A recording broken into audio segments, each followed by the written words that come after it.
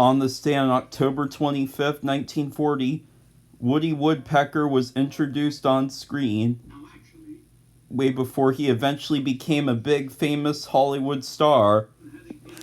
Woody also received an excellent cartoon series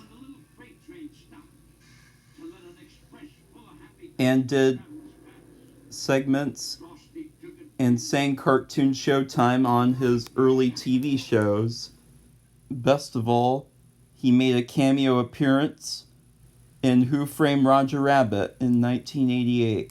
Woody returned with an awesome Fox Kids cartoon back in 1999 till 2002. And since the year of 2018, Woody finally came back with a new awesome two-dimensional web series that premiered exclusively on YouTube.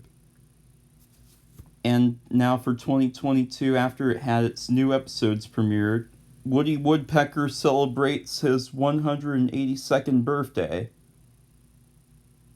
Woody is one amazing woodpecker.